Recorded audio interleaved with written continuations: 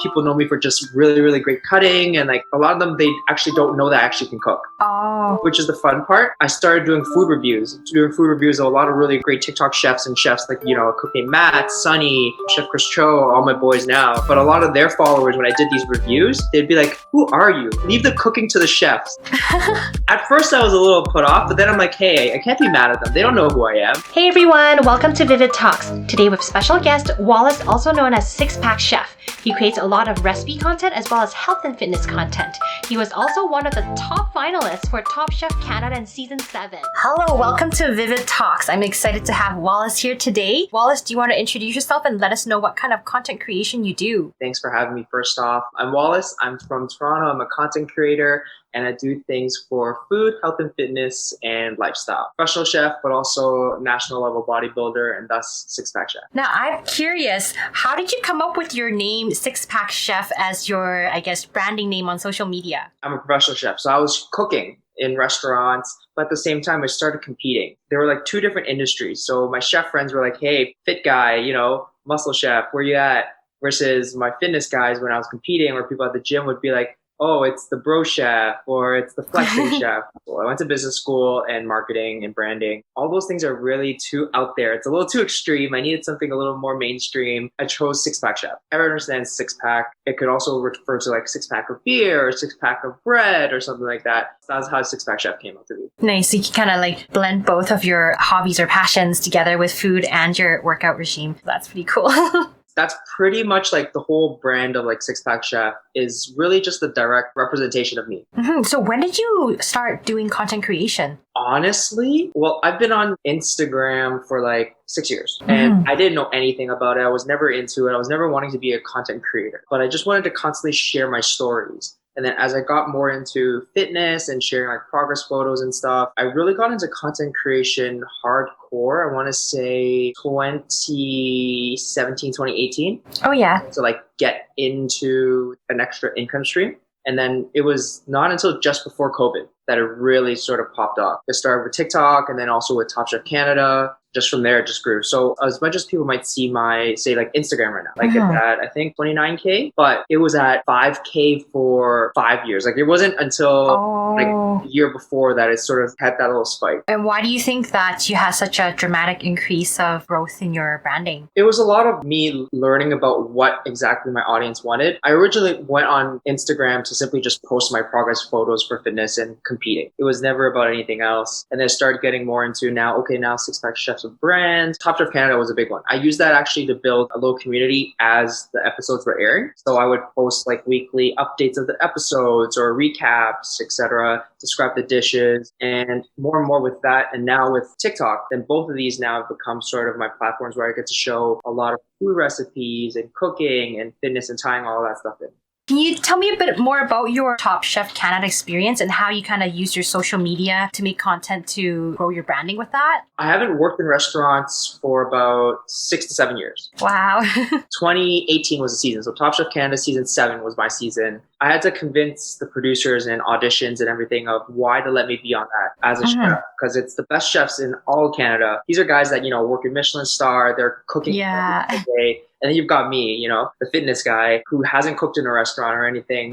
Why should I get a spot? So once I got on there, it was this thing of not really proving, but to show people you don't have to be a great chef in a restaurant to be a great chef. To be a great chef, you just have to cook amazing and tasty food. With that being said, I took that and I learned from other episodes of seasons of Top Chef or even me being on Chopped. It was that a lot of people go on these shows and they think, because they've got restaurants, right? So they think that I'm going to be on this show, customers are going to come to my restaurant and that's how I'm going to blow up, or that's how I'm going to get famous, or that's how I'm going to benefit from it. For me, I don't have a restaurant. I don't have a work restaurant. I don't work in restaurants. So I needed something else. So I needed to be able to communicate and connect and get to know people and have people know who I was. And that's where I used Instagram. So that was a big part of it and really created like Team Wallace as the episodes were going, or Team Six Pack Chef, finding different cuts of the episodes and sharing them and giving like backstories behind it. That's how it sort of grew and grew. And then as it kept on going, that's really where Six Pack Chef took off.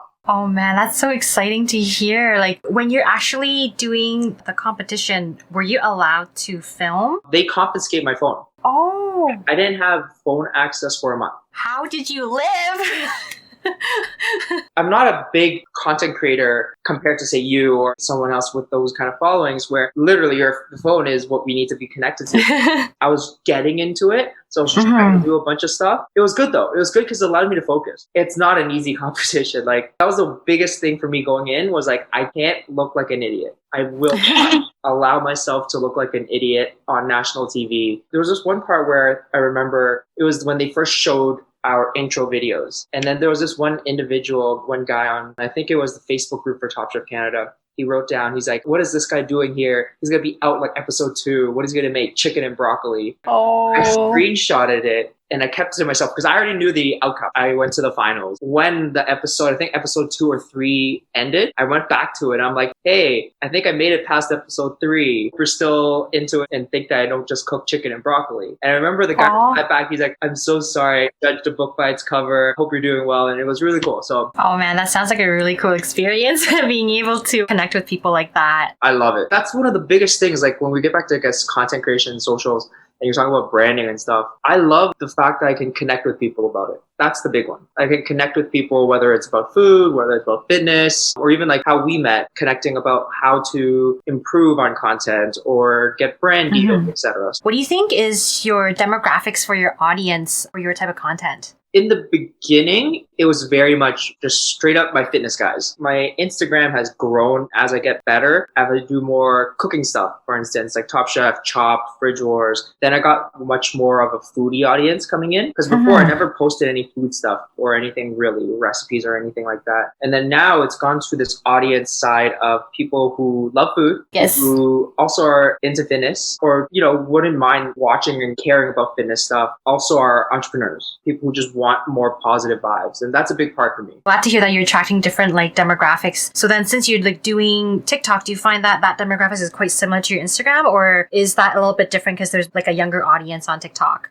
My TikTok audience, I love them, but they are very different than my Instagram. When I got onto TikTok, it's a new platform. No one knows me. I'm going to treat it as if this is my first introduction. So I need something to let them know that I cook, that I'm into fitness, and that I like to have fun, just be happy and do cool stuff. I ended up finding this cutting video. There was this cutting video of this guy cutting a cucumber to a beat. It was just like really, really quick, fast beat, and he catches up. And then I'm like, okay, I can do this. I know I can do it better. So there's like the chef part. The whole thing was pretty fun in general. Okay, that's like the third part. Now the fitness part. What can I do to show people that I'm sort of into fitness? It was a blessing in disguise, sort of maybe a mistake, but I ended up taking my shirt off.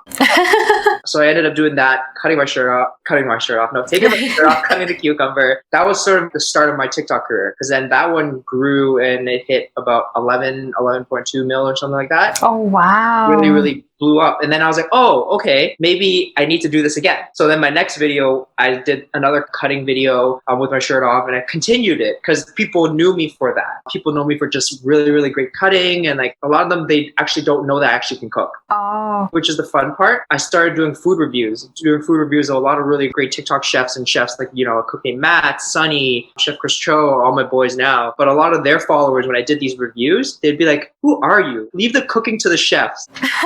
At first I was a little put off, but then I'm like, hey, I can't be mad at them. They don't know who I am. I haven't put cooking recipes out or anything like that. So then I ended up teaching my new audience who I was. Now I do way less of the shirtless stuff and then more cooking stuff. Once again, just like Instagram, transitioning. Now doing more recipes that are more health-based, just so people still be like, hey, look, this guy, he can still cook. He can cook, but he's also really into fitness. He eats great food and still can look good. That's cool, yeah, because sometimes you gotta like grow with your audience and you're still kind of figuring out what your niche is, and, you know, your interests change over time too as well. So I'm glad you can kind of, you know, play around and test around to see what works for you and what your audience are really connecting with. It's been a journey. My TikTok literally has been so many different things. There's a little bit of dancing there. There's a little doing some trendy stuff. I tried to do some fitness things. It's just this constant ebbs and flows. I'm sure everyone who started TikTok has done one of those trendy dances. I bet you everyone has. So. I'm not a great dancer at all. Can't really dance, but I've always enjoyed thinking that I could maybe do one. Like I've done one or two of them and I did enjoy them and they didn't look that bad. So it was okay.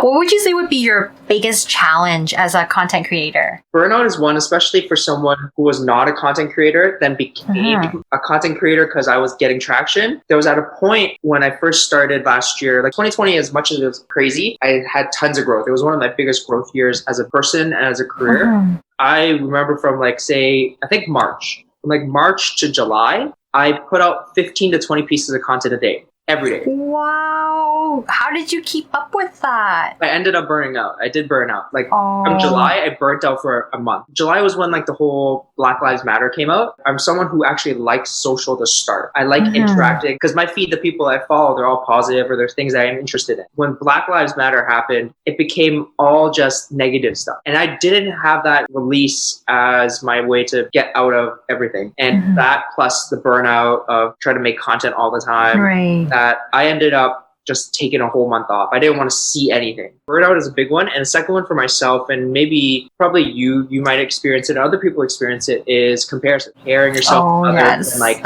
constantly trying to get the views, the likes, the follows. It's hard when you put so much effort into making a piece and then it flops. Like right now, for instance, my TikToks and my Instagram, they're flopping. They're horrible engagement-wise or just views-wise. After December, I took another hiatus. And it wasn't really burnout, but I just wanted to reset myself. I didn't want to just do cutting anymore. I wanted to do more recipes. I wanted to bring more value to my audience. And now I'm back. I left for so long that a lot of the people aren't back, or a lot of my stuff aren't being shown. So I just have to like put that aside and then just keep going. And just that's all that matters. That's with like the social media game. Once you kind of take a break, you get taken off of a lot of people's news feeds, right? And you really gotta pump out extra content to get back on their grid and on their homepage. Yeah, it's crazy. It's like the content is no different really per se. Like some of the cutting stuff are the same. All that stuff is the same. But then I'll have some people be like, I haven't seen you in so long. Other person would be like, hey, are you shadow banned? I haven't seen you been posting.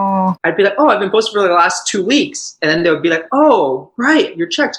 I just never seen any of it pushed. Let me ask you, because you are obviously a really, really successful content creator. What's a big hurdle or obstacle that you face or that you've faced? A lot of us as content creators did face similar struggles you did. Like last year, I definitely felt a burnout, and I definitely took a huge hiatus from TikTok because I was taking 1 to 2 hours to make each video for TikTok, and I would post 1 to 2 videos a day for quite a while. And I just got burnt out because I wasn't just making content for TikTok, I was also making content for all different platforms like YouTube, Twitter, Instagram, Facebook, and everything.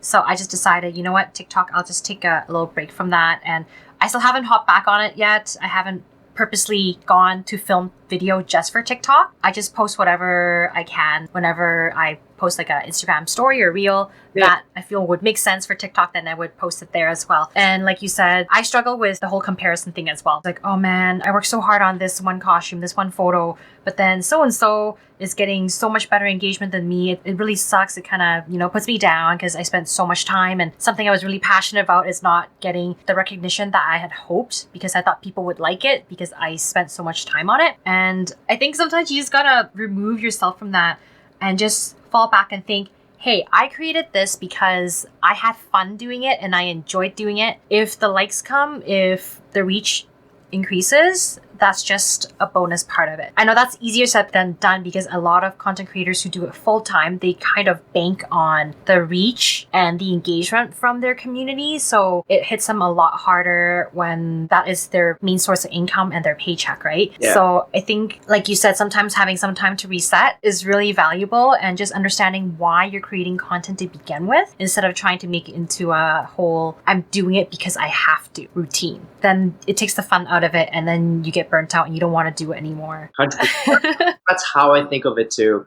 Yeah. You hit it like right on the nail when you're like, it's easier said than done. We all know what we should be doing and what we shouldn't be doing. I remind myself right now, it's like, I'm considering this as I took a break to reset. TikTok or Instagram is also resetting me, meaning they're resetting my audience, resetting what they think I am, so that I'm able to show my new stuff to the audience that I do want to be seen. Yeah, so with your new direction that you're doing your recipes and you have this like brand new set of audience, what's your goal for this year? Like, do you have a plan that you want to do? Like, do you think of maybe like transitioning to YouTube, or maybe focusing more on like specialized recipes, or anything you have in your mind for this year? Yeah, so like a big one is actually YouTube. So YouTube, I really want to get into. I've always wanted to because I want to share a little more long form stuff. Even just kind of like this, maybe forever, right? And that was the one big problem with TikTok. Why I didn't do recipes was I couldn't get myself to make a 25 to 30-second video. There's too many like great things to put into that and sort of remove. Instead of me making recipes, I ended up doing other videos. Same thing with Instagram. So I really want to get into YouTube. That's my big goal. I've got like the DSLR and trying to set it all up and figure all these things. I want to increase recipes. I definitely want to do way more recipes. I want people to just know that I cook. A lot of people just end up still don't think I can cook. It's not an ego boost or anything like that, but I think the value that I provide, that I can give to somebody in terms of teaching them about a recipe or a culture, anything like that, is through recipes. I just had an idea I just wanted to share with you. I don't know if you're doing this already or not,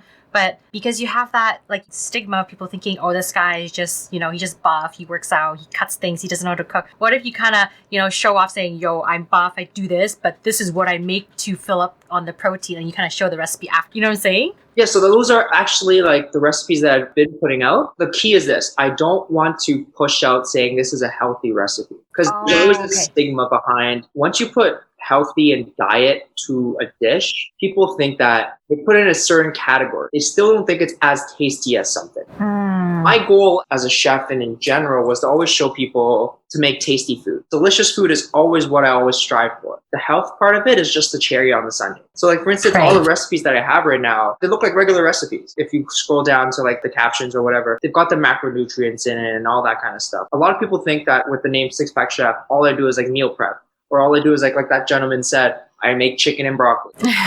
And I want to show people that like what I eat on a regular basis is exactly what I do to get in shape for a contest. I didn't make, third in Canada or fifth in North America eating just bland stuff. I still took my culinary techniques and expertise to put them into my diets to then create the physique that I brought onto stage. It's good that you brought that up because that's actually what all this stuff is going to be happening. The project that I have is I'm going to put myself through almost like a transformation and then taking my meals as I'm transforming, showing people how I jazz it up or how I make it chefified, if you will. That's like the best way to show legitimacy is that as I transform and as people hopefully see me transform my physique, they'll be like, hey, this guy's getting results while he's been eating this kind of food. Oh, yeah. That's cool. I think that'd be a good like YouTube style videos, right? People love watching transformational videos. Yeah, that's literally like the goal for the year. Wish you the best of luck with it.